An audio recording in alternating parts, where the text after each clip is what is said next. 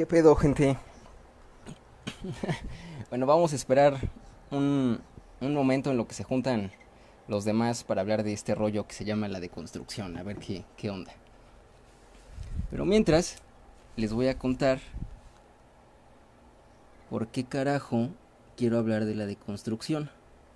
Bueno, quiero hablar de la deconstrucción por varias razones. Primero también, antes que eso, se supone que Teoría y Muerte ya se había acabado. Pero pues me escribieron por ahí así que querían más clases y que quién sabe qué. Hicieron la chillona. Y ya dije, bueno, pues órale, sobres. Vamos a dejarles algo a la gente, un poco más. También un amigo, un buen amigo que tiene un negocio en la ciudad de Puebla que se llama Coffee and Dragons. Si a ustedes les gustan los juegos de mesa, me decía, oye Richard, ¿por qué no haces un canal de YouTube? Y lo he estado considerando. Entonces quizá en un futuro hagamos un canal que se llame Teoría y Muerte y enseñemos teoría o muerte putos. Ya veremos qué pasa. En fin, les quería hablar de la deconstrucción porque a mí me gusta mucho la deconstrucción por...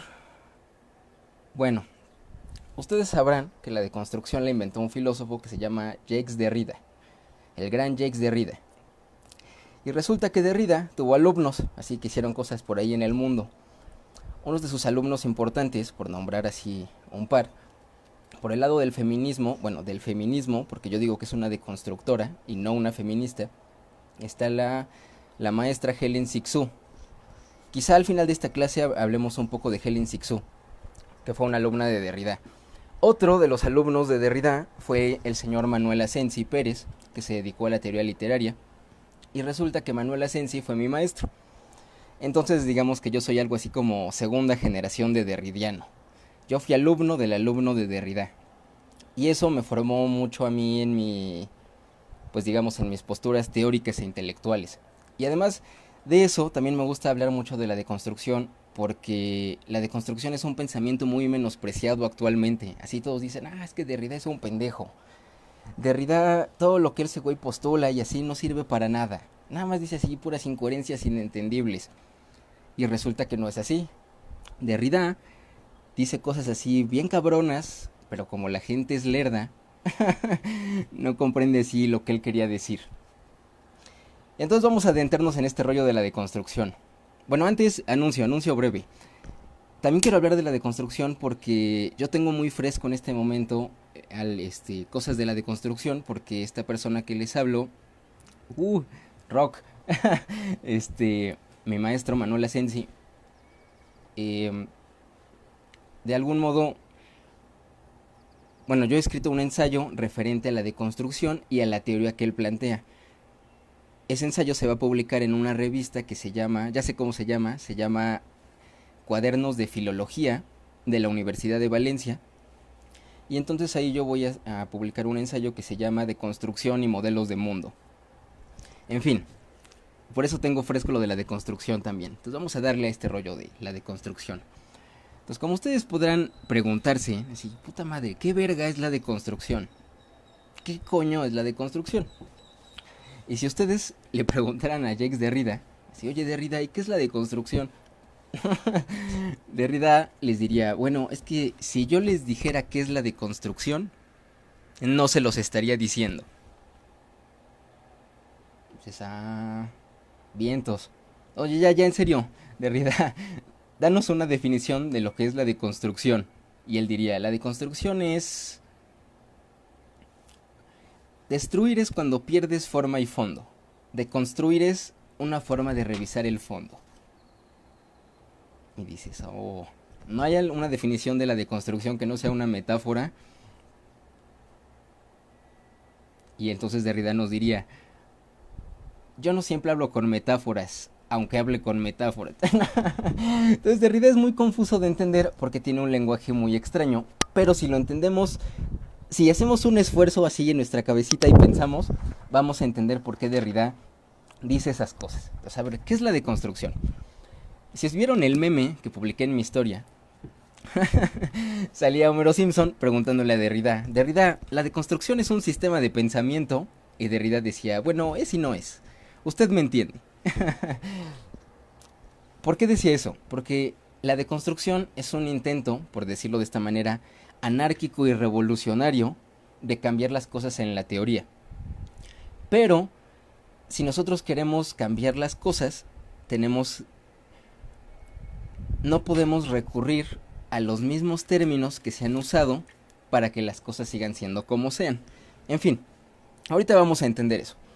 Volviendo a la idea de qué es la deconstrucción. Si bien no podemos definir qué es la deconstrucción, porque hay personas que dicen, es que la deconstrucción existe en muchos lados, por ejemplo en el arte, y la deconstrucción en la cocina, y la deconstrucción en la arquitectura. Pues todas esas son mamadas, porque la deconstrucción no se puede aplicar a la cocina, la deconstrucción no se puede aplicar a la arquitectura, ni al arte.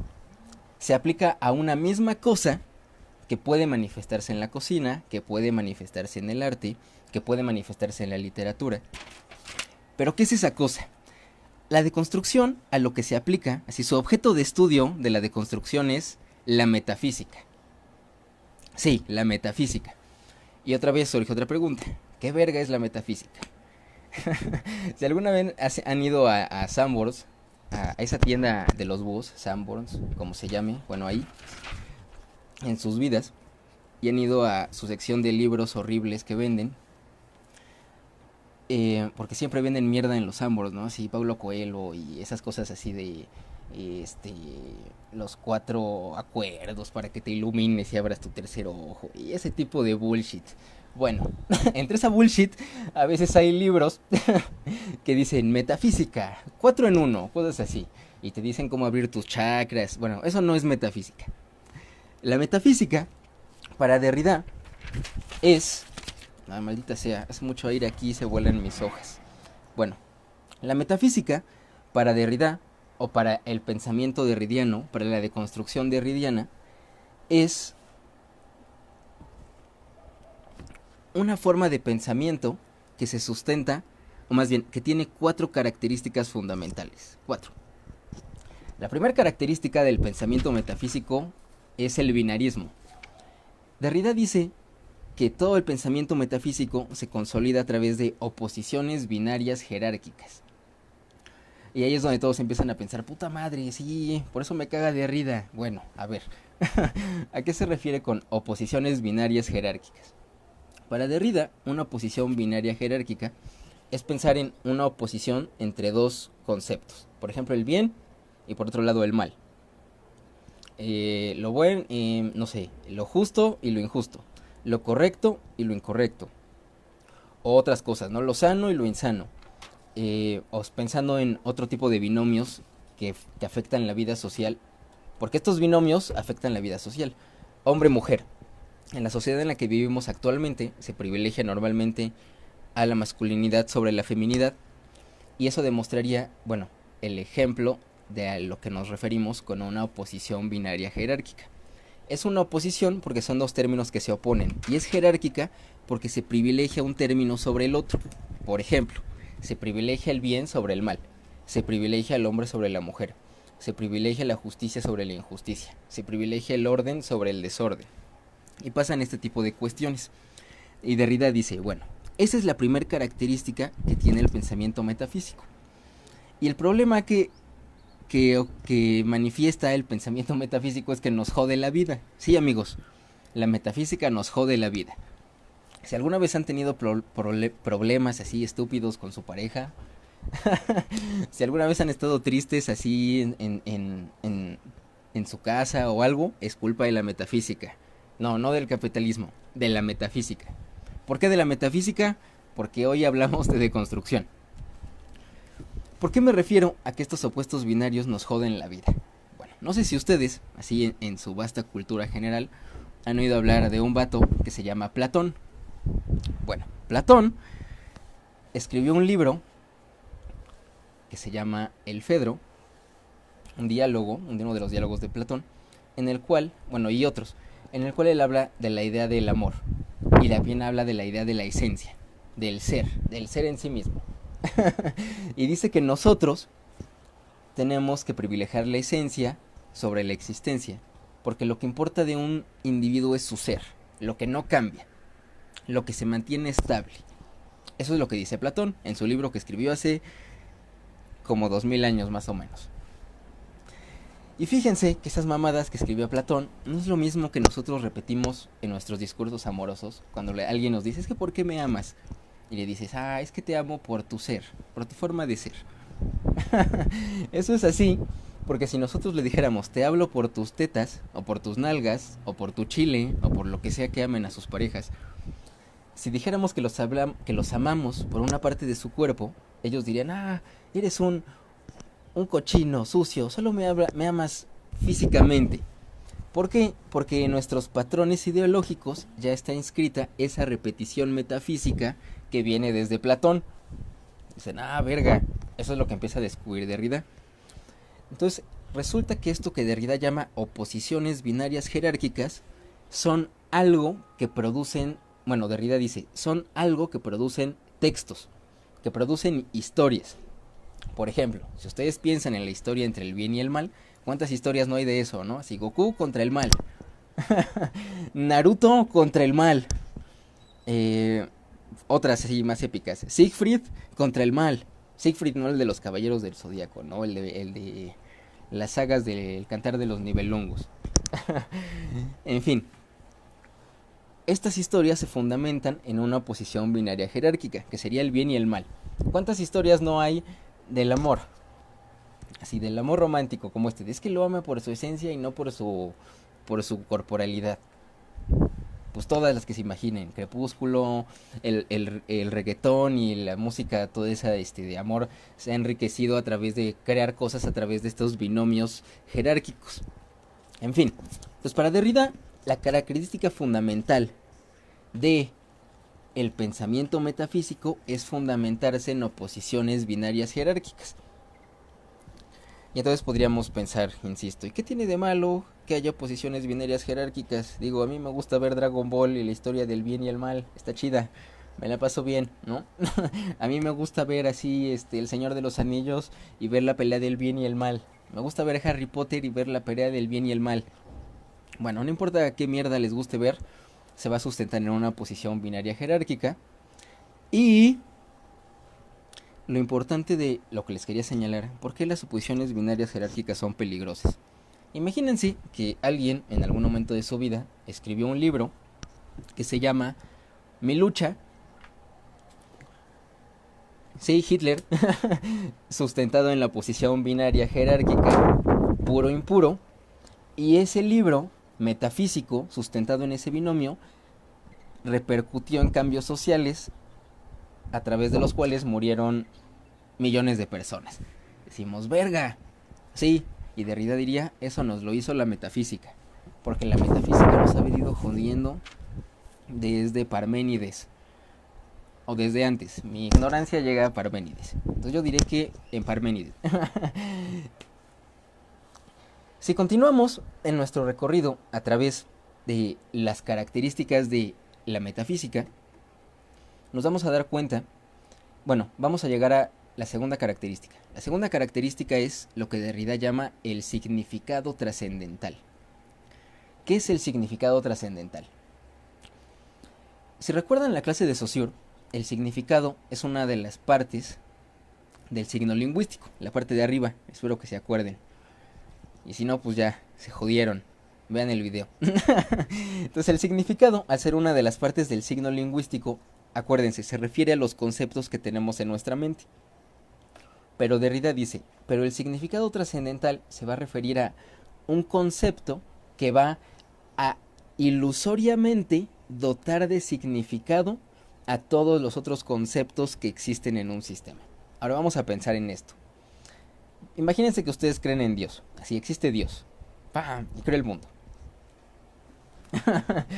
Si existe Dios y creó el mundo, y ustedes creen eso, ustedes creen que Dios es un ser omnipotente, que es capaz de cambiar la vida de cualquier ser en el universo y cualquier cosa. Si eso es así, a ustedes se les olvidó que Dios, antes de ser eso, es una palabra. Es decir, es un sustantivo, es una palabra del lenguaje, del español, Gott del inglés, o de cualquier otra lengua que se quiera, Gott en el alemán, como sea. Eso quiere decir que cuando se le atribuyen cualidades extralingüísticas a un concepto lingüístico, es decir, a un significante, a una palabra, esa palabra empieza a funcionar como un significado trascendental, empieza a funcionar como algo que no es. Y entonces dice, a ver, aguanta, Saussure.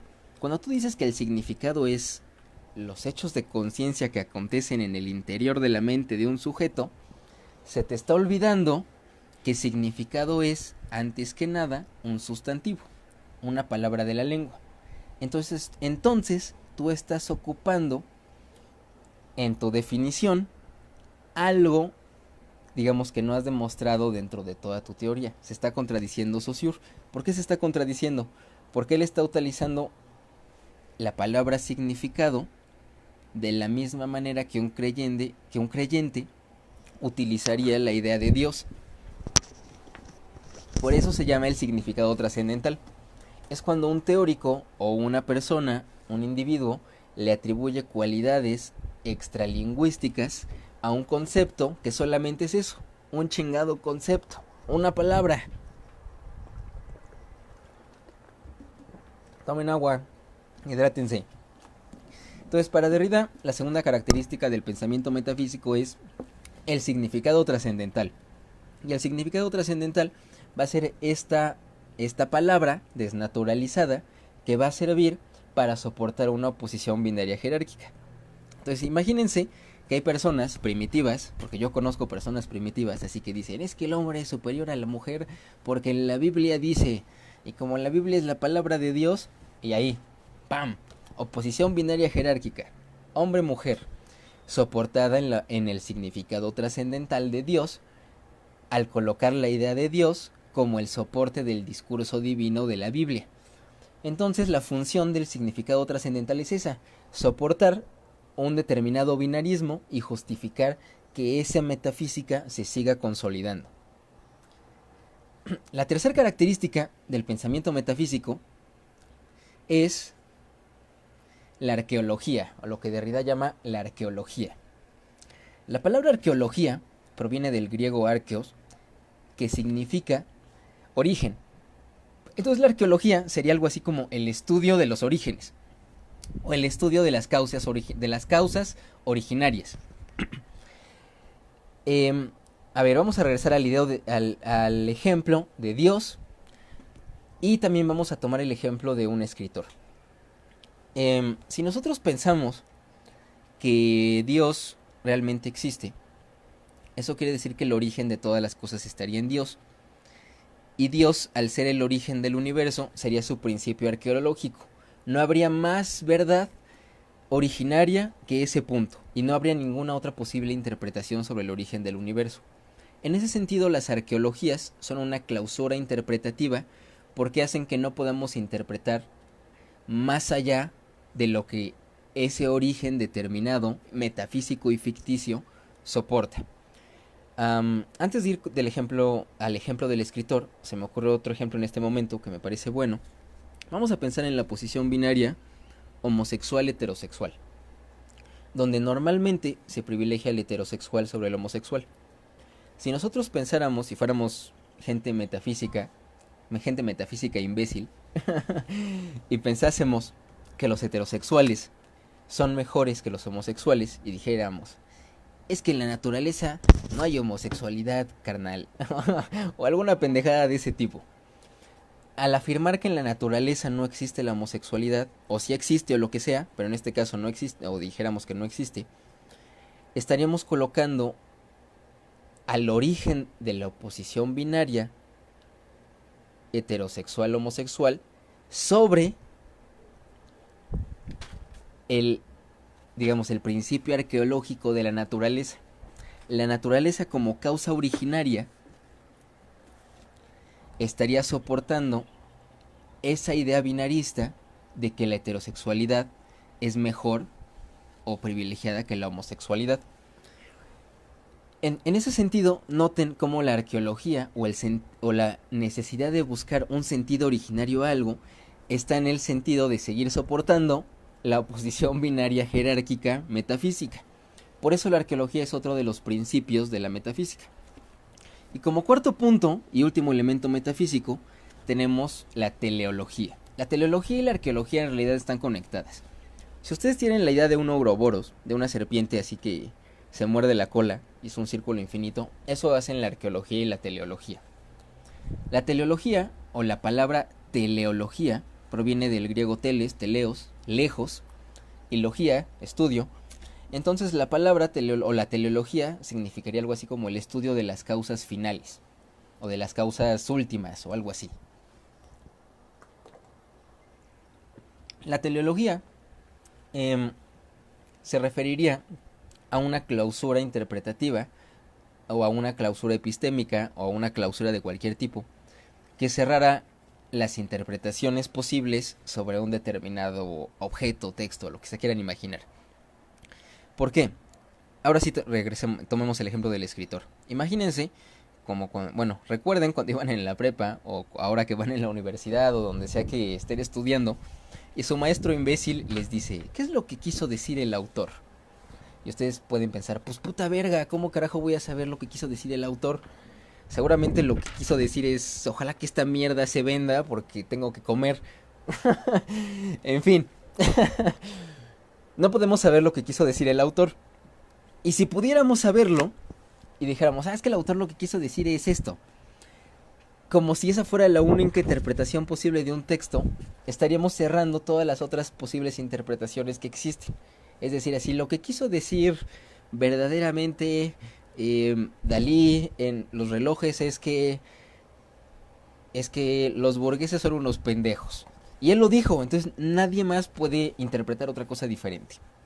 Eso sería el ejemplo de cómo funciona una clausura teleológica. En este ejemplo, al poner a Dalí o a cualquier creador, autor, como el punto originario y como si su única interpretación posible fuera la única verdad accesible, estamos clausurando las posibles interpretaciones que se puedan dar sobre un texto. Y estarían utilizándose al autor para soportar determinadas oposiciones binarias jerárquicas. Podríamos retomar el ejemplo de Dios aquí nuevamente. Entonces la teleología también funciona como una determinada clausura interpretativa. Entonces si ustedes son metafísicos, le van a creer al autor y entonces van a creer los mismos binarismos que él está estableciendo siempre. En fin, ¿para qué nos sirve esto? ¿De qué nos sirve saber que la metafísica es esto? Y recuerden que estábamos explicando esto porque como la deconstrucción no puede ser definida, qué bueno que dije esto, estábamos definiéndola a partir de su objeto de estudio. Entonces ya sabemos que lo que la deconstrucción siempre busca deconstruir es la metafísica. ¿Y por qué? Porque la metafísica es peligrosa. Como ya les expliqué en el ejemplo de Hitler, la metafísica corre el riesgo de devenir en fascismo y de que nos joda la vida, como ya nos lo jodió. Porque el hecho de que los mismos discursos metafísicos amorosos se sigan repitiendo en nuestras mismas estructuras, así desde Platón, pasando por el romanticismo, hasta llegar a Maluma y estos pendejos, es por la misma razón que hemos interiorizado estas conductas metafísicas del amor, del amor, insisto, porque piensen esto, incluso los homosexuales aman igual que los heterosexuales. ¿Por qué? Porque están condicionados bajo los mismos arquetipos metafísicos binomiales que Derrida señala. Pero en fin, volviendo a la importancia de la deconstrucción, la importancia de la deconstrucción está en señalar, en prevenir, en mostrar cuáles son los binomios que al estar operando en un texto, en una película, en una canción, pueden llegar a volver fascismo y a que pasen cosas horribles como pasan todos los días. Entonces, digamos, los deconstructores somos algo así como guardianes. Somos guardianes que nos preocupamos de que la ideología no devenga fascismo. ¿Y cómo hacemos eso? Encontrando los mecanismos binomiales que operan en los distintos discursos que están a lo largo de que existen a lo largo de la sociedad.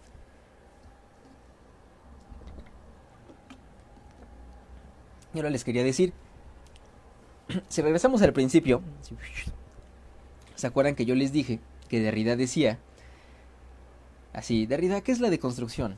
Aunque yo se los dijera, no se los estaría diciendo. ¿Por qué Derrida decía eso? Ahora, después de hacer este recorrido por la metafísica, podemos entender por qué él decía eso. Derrida decía que si él definía la deconstrucción, iba a pasarle lo mismo que a Saussure, Y lo mismo que a Platón y lo mismo que a todos los metafísicos.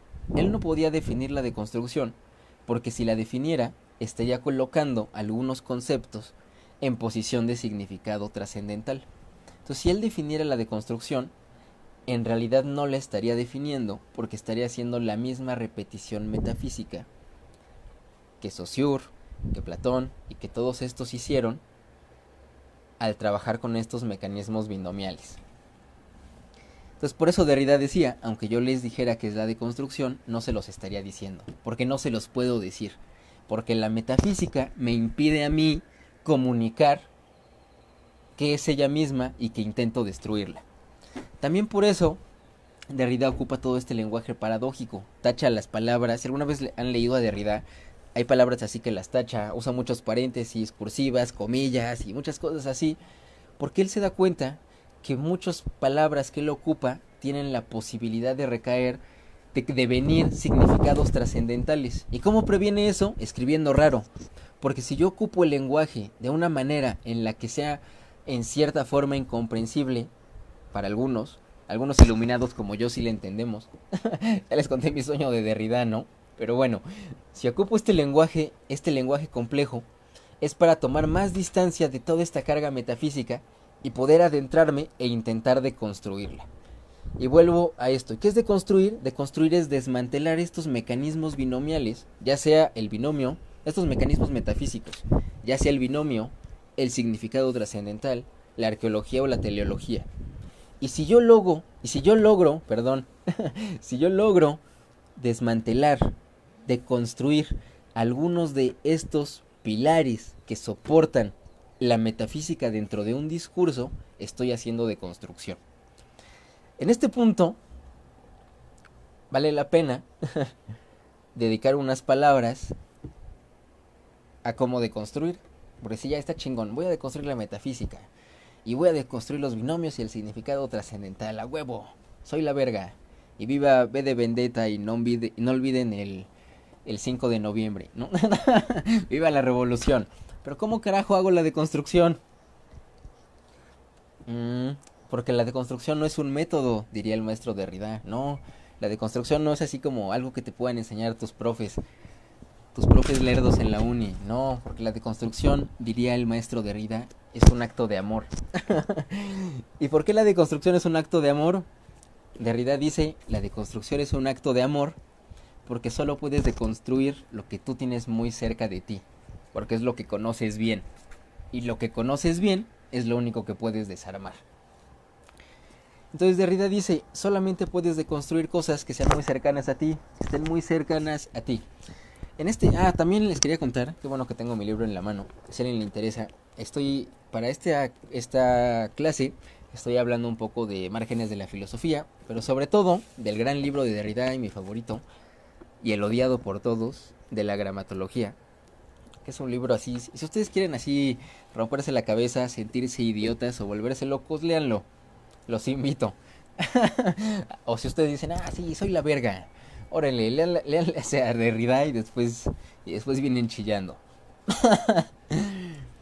Bueno, si ustedes leen la gramatología, van a encontrarse palabras raras como el logocentrismo. Cuando Derrida habla del logocentrismo, así como tip de lectura de Derrida, él se refiere a la metafísica. Para Derrida el logocentrismo es el pensamiento metafísico que opera en estos 4 elementos que ya les conté, pero él dice que todo el logocentrismo, logos, palabra, opera en un binomio fundamental. La metafísica opera en un binomio fundamental. Y ese binomio fundamental es el binomio habla-escritura. Para Derrida el logocentrismo es la metafísica que deviene de ese binomio, que engendra muchos otros binomios. Ahora, si quisiéramos hablar del logocentrismo, yo creo que tendríamos que dedicar a esto así un putazo, un rato. Entonces vamos a dejar el logocentrismo por ahora, tal vez después haya un Derrida 2. Y por el momento les voy a contar cómo deconstruir y les voy a insistir en el por qué deconstruir y para qué deconstruir. Bueno, les decía que la deconstrucción no es un método, no es algo que se pueda imitar o copiar así, porque Derrida no hay un manual así que diga cómo deconstruir. Salvo esto que existe, van a ver en este momento, de nada gente, Derechos reservados al gran Richard Kreuz. Cómansela, putos. ¡Pam! ¿No? Chile. Este. Y también les cuento esto. Yo he emprendido la aventura de escribir un libro sobre Derrida. Que sinceramente ha quebrado mi voluntad varias veces. Pero no me rindo y sigue en pie. Y voy a acabarlo algún día. Y ahí se hablará a más profundidad de muchas de estas cosas. En fin. ¿Cómo deconstruir? ¿Por qué y para qué? Chingao. Les decía que no hay un manual, pero si ustedes son inteligentes y su escasa materia gris les da para darse cuenta que Derrida siempre procede de una misma manera en todo lo que él hace, van a notar varias cosas.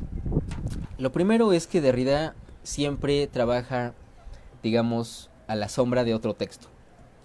Hay un deconstructor, Miller, que él dice que la deconstrucción es una especie de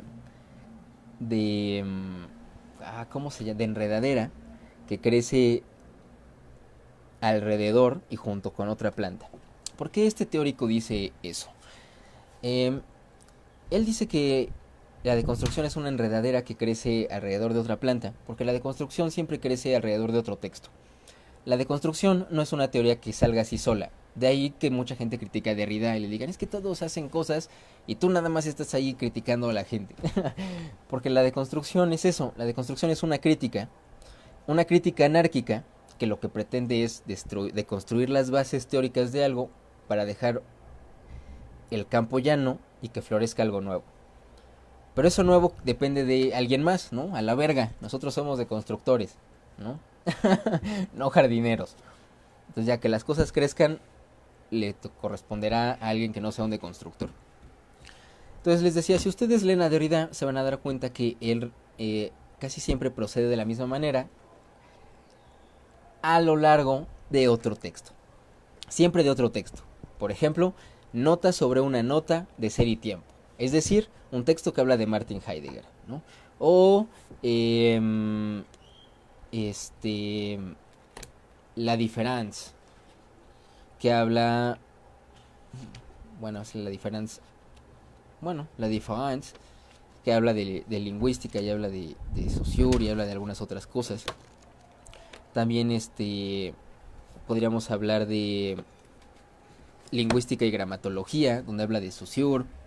Es decir, Derrida siempre está escribiendo sobre otro teórico, porque eso es la deconstrucción. La deconstrucción es escribir sobre alguien o algo más.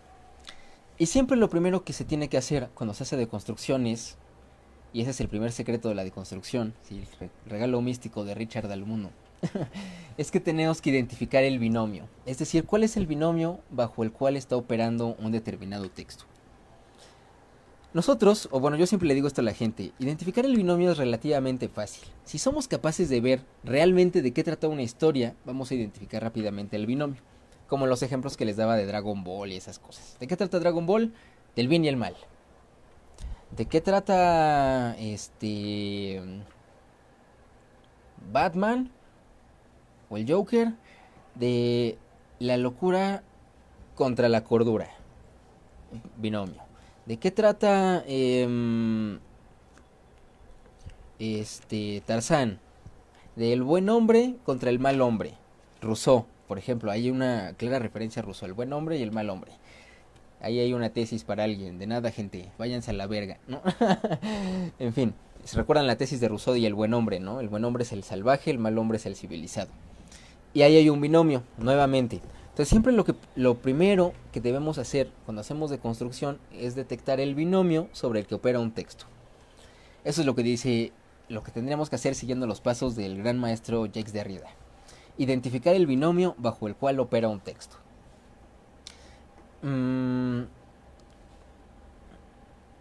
Vamos a retomar el ejemplo de Derrida. Yo sé que es algo complejo, les voy a pedir así que se esfuercen, que piensen así un poquito, pero vamos a lograrlo. Vamos a hablar un poco más del logocentrismo y por qué Derrida habla del privilegio del habla sobre la escritura.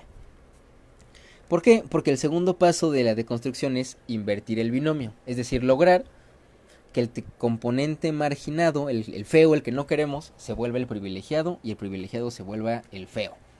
¿Cómo chingado hacemos eso? A ver, avancemos.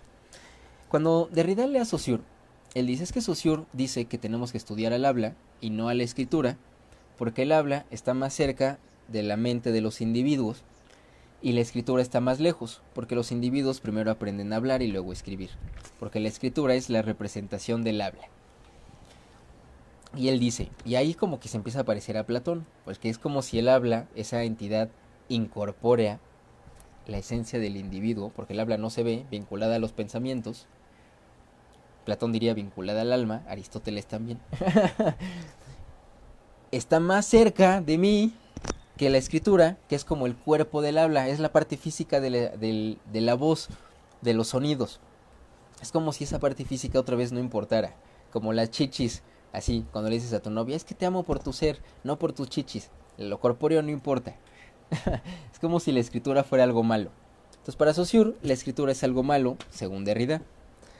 Pero en una parte del curso de lingüística general, que no les voy a citar porque me da hueva ir a buscarlo, sinceramente, pero se las voy a platicar. En una parte del curso de lingüística general,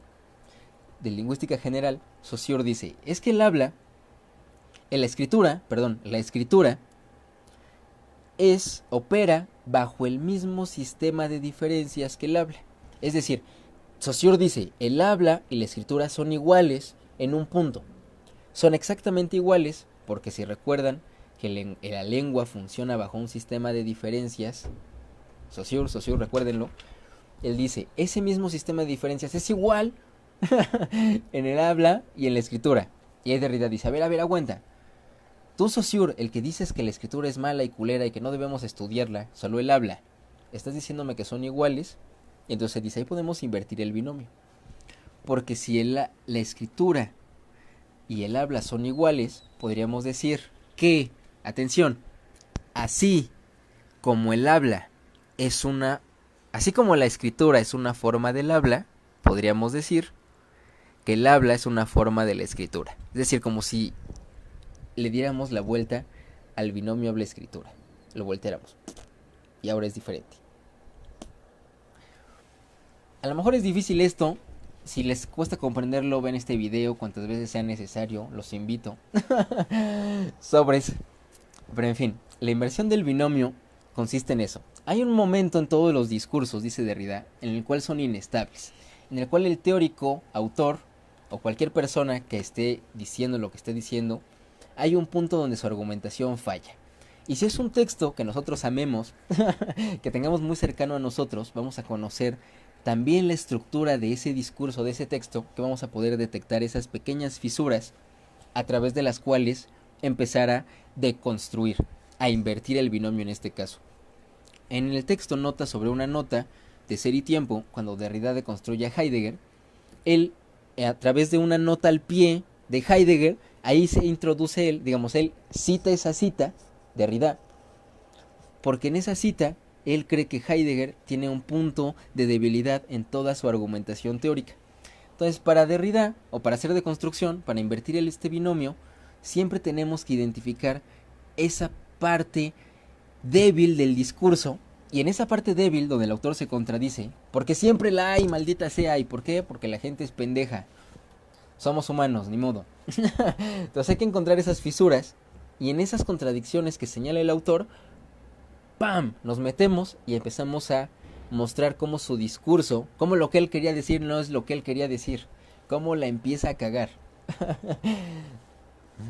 Eso es el segundo paso, digamos, la inversión del binomio. Encontramos esa fisura y podemos dar una vuelta a través de esa contradicción.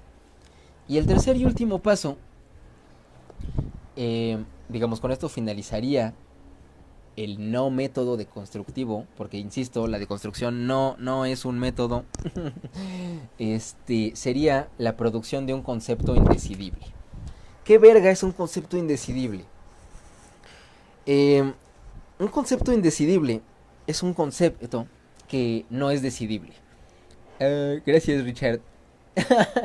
Bueno, si ustedes saben lógica, así lógica simbólica, lógica formal, así lógica de la que saben los filósofos y los matemáticos, ustedes saben que hay unas cosas que se llaman proposiciones.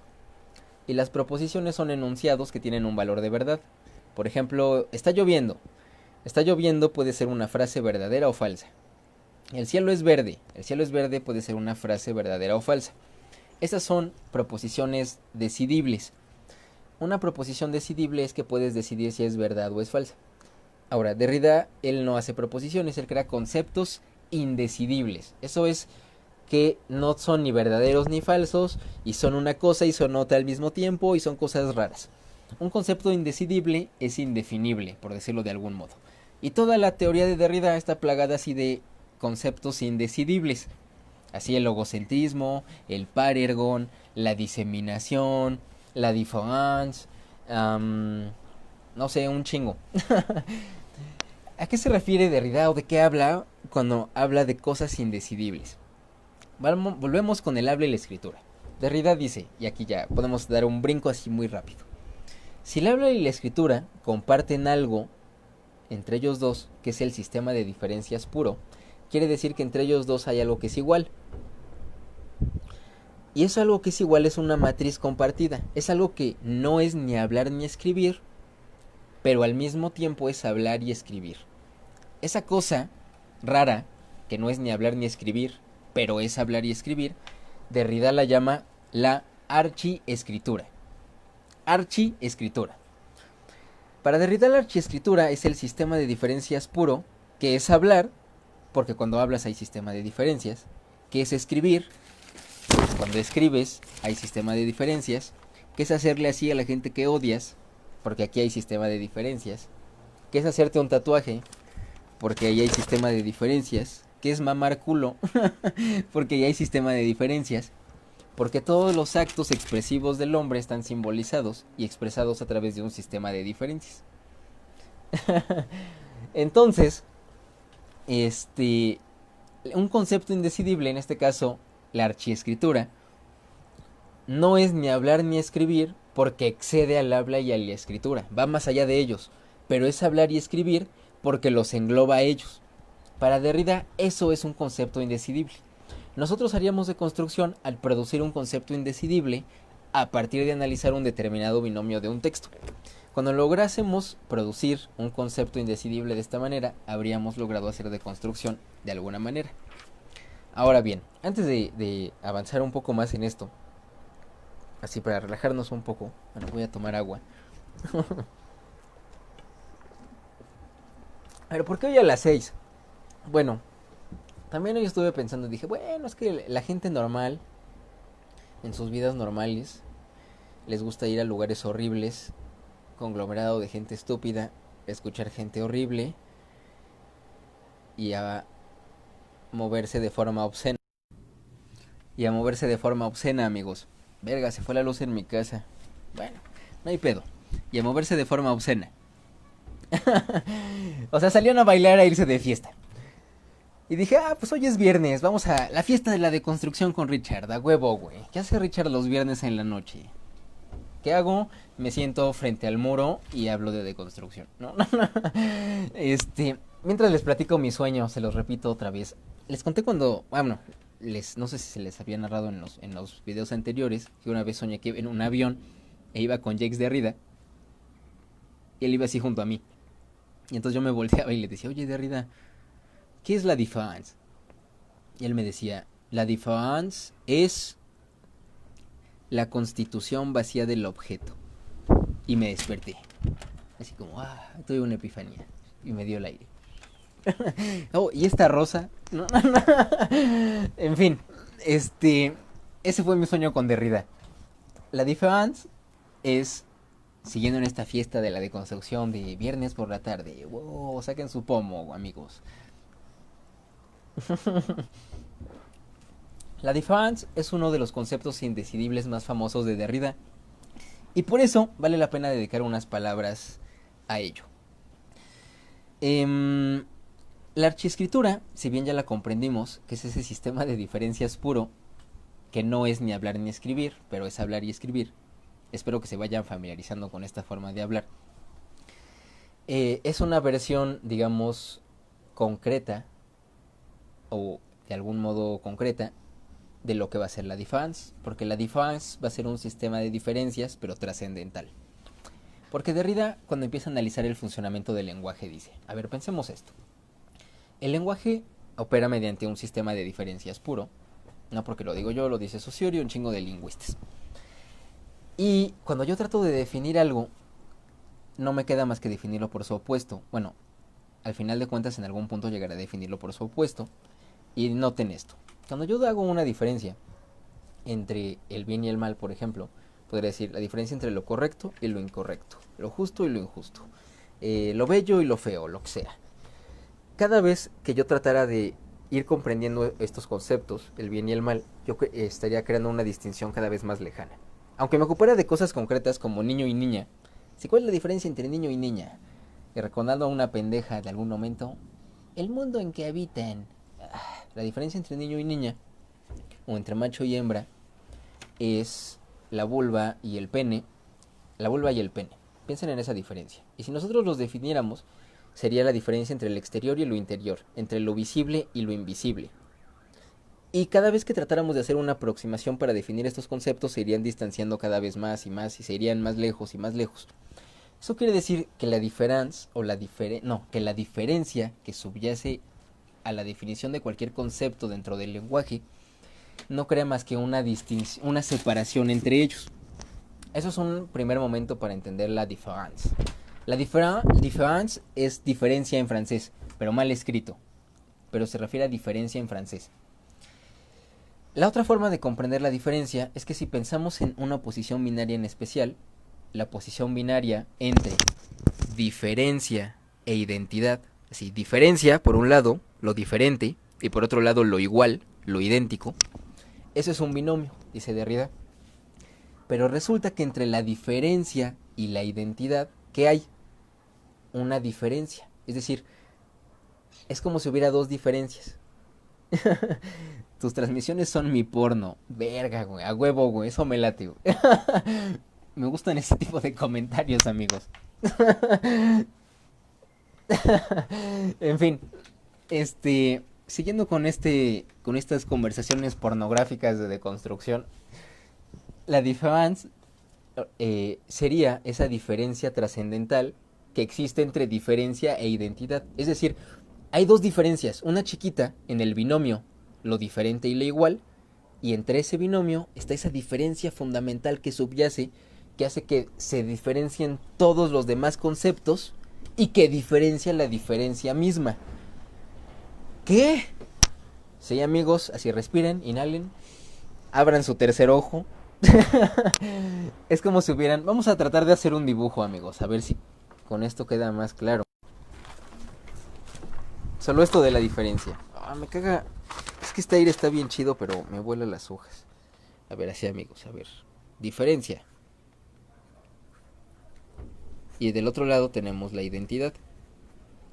Este es nuestro binomio fundamental, diferencia e identidad. Pero el hecho de que estos dos conceptos sean diferentes es porque entre estos dos existe una diferencia. Diferencia, maldita sea, sale, diferencia. Esta diferencia que hace que sean diferentes la diferencia y la identidad es la diferencia trascendental. Eso es la différance. La différance es esta diferencia que hace que esta diferencia sea diferente de esta, pero también hace que esta diferencia sea diferente de esta, y hace que todas las cosas sean diferentes. Y ustedes dirán, ¿pero qué eso no es un significado trascendental, coño? ¿No es contra lo que estaba peleando Derrida? Sí, sí es, pero no. ¿Por qué no? Porque la différance, al ser una repetición de algo ya dado, no es un principio. Es como la mitad de algo. Entonces Derrida está poniendo como principio algo que no es un principio, que es la mitad. Sí, la deconstrucción está cabrona, como pueden ver, porque está limitada por el lenguaje mismo para expresar cosas, y entonces no nos quedan más que este tipo de manifestaciones paradójicas para dar luz sobre este tipo de cuestiones. Bueno, en fin, la différance se refiere a esta diferencia fundamental que subyace a varias cosas. Ya para ir terminando esto, bueno, quiero hablar de dos cosas más. Y esas dos cosas más son... Quiero hablarles de un concepto, no voy a andar mucho en ello, que se llama par ergon. El par ergon para Derrida, bueno, una cosa es vamos a hablar del Parergon y después quiero hablarles un poco de Helen Sixu y la deconstrucción feminista. Em, el Parergon para Derrida es un concepto que se refiere a la oposición binaria afuera y adentro. Y entonces se lo deconstruye con frases como el afuera es el adentro. El Parergon es una especie de marco, vamos a decir que enmarca, que puede ser el borde de alguna cosa. Si ustedes piensan en un mapa, imagínense que en el centro de un mapa, o sea, ahí vamos a hacer otra vez el dibujo, maldita sea. Ay, la didáctica, amigos, como decían mis profes de matemáticas. Imagínense que tenemos un mapa y en el centro de ese mapa aquí está la X que marca el tesoro. Entonces tenemos la periferia y el centro, el afuera y el adentro. A eso se refiere Derrida con el parergon. Parergon. Eso lo pueden encontrar en un libro que se llama La verdad en pintura, creo. Ajá, La verdad en pintura. A eso se refiere Derrida con el parergon.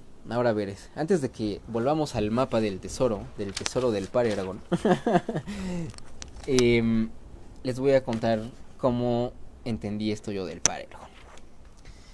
Vamos a pensar en la filosofía en general. Para Derrida, la filosofía en general tiene un elemento, una parte que es marginada, que casi nadie la pela, que es la estética. Si la estética no sirve para nada, ¿sí? ¿De qué nos sirve saber lo que es bello y lo que es feo? Son pendejadas. Eso dicen muchos filósofos, ¿no? Bueno, Derrida dice que la estética representa una parte fundamental de la metafísica, de la filosofía en general, perdón. ¿Por qué? Muchas de las personas que marginan a la estética como pensamiento filosófico lo hacen porque piensan que la estética es una parte antinatural de la filosofía. Antinatural porque la belleza no es algo que se encuentra en el mundo o en la naturaleza, sino que es un constructo. Al contrario de otras cuestiones, dicen ellos, como la ontología o cosas de ese tipo. Al menos Derrida o las personas con las que convivía Derrida pensaban de esta manera. Y entonces Derrida dice, pero resulta que la estética, al ser una rama antinatural de la filosofía, requiere crear su propio objeto y sus propias leyes de estudio.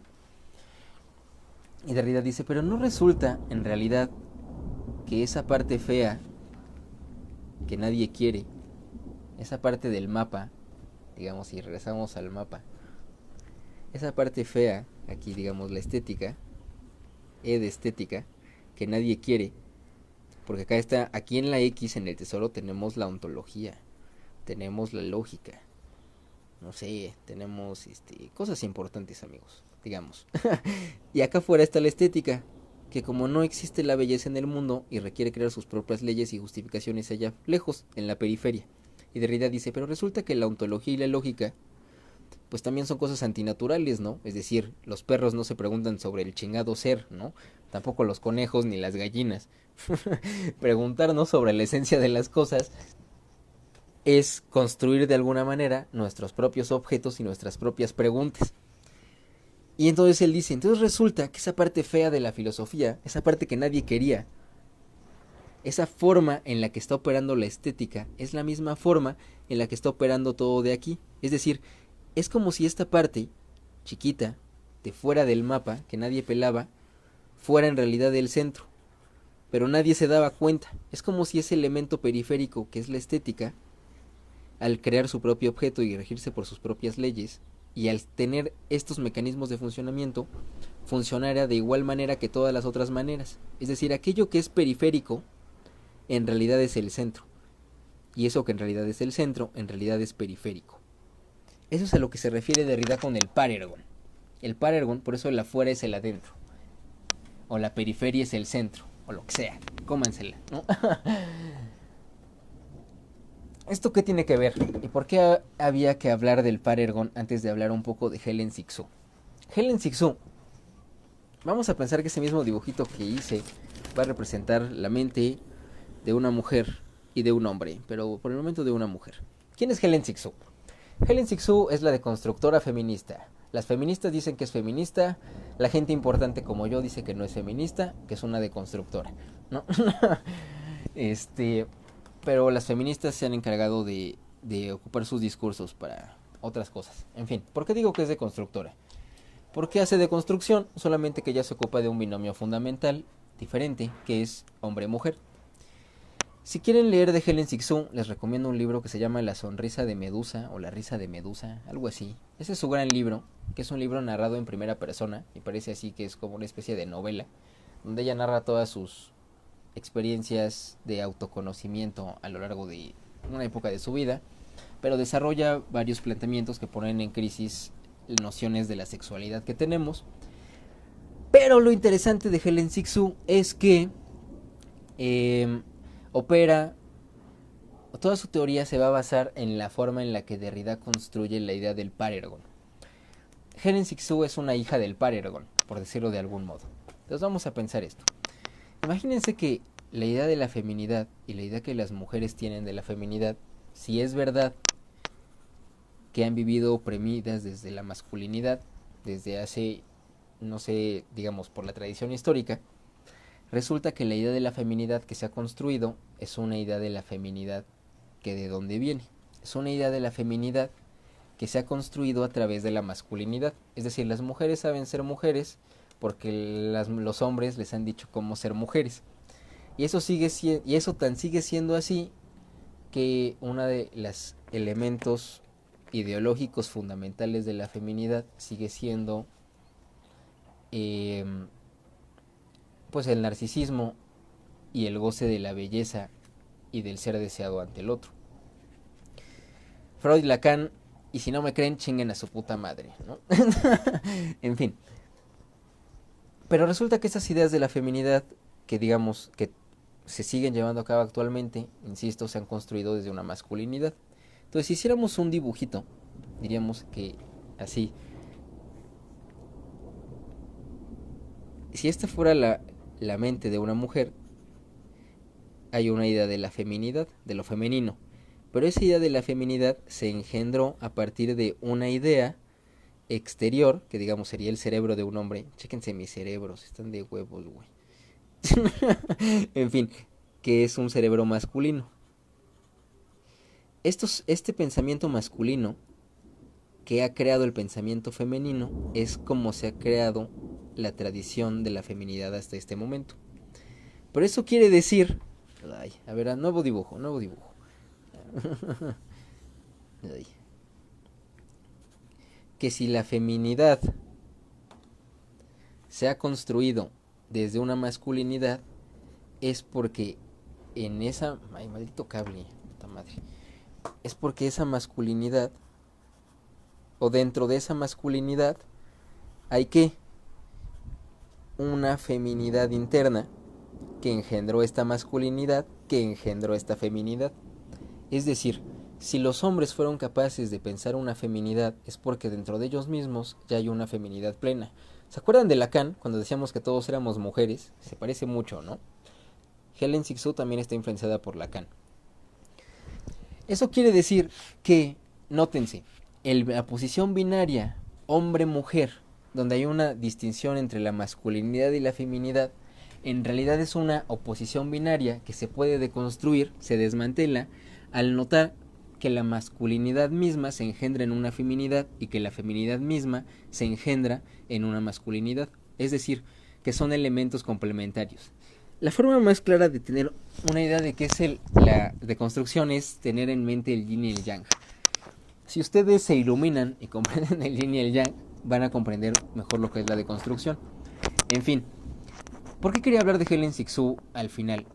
Quería hablar de Helen Sixu al final porque quería mostrarles que la deconstrucción va más allá de Jacques Derrida y que hay muchos otros pensadores, como Helen Sixu, como Manuel Asensi, como Richard Kreusch, su padrino, como Miller, como Paul de Man, que se han esforzado en continuar ese tipo de pensamiento. E insisto, ¿por qué es importante hacer deconstrucción y no abandonarlo? Porque, como decía el gran Nietzsche, estamos aquí para destruir ídolos, no para construirlos. Y esa es la mejor forma de hacer que la teoría progrese, según yo. Entonces, pues no me queda más que decirles Váyanse a la verga, amigos. Teoría y muerte. Y pues próximamente haré el canal en YouTube. Teoría y muerte. Nos estamos viendo, camaradas. No sé cuándo haya próxima clase. Si alguien tiene sugerencias de temas o cosas así, las voy a considerar. Pero siempre saben que al final yo siempre hago lo que yo quiera. Saludos, banda. Chidos.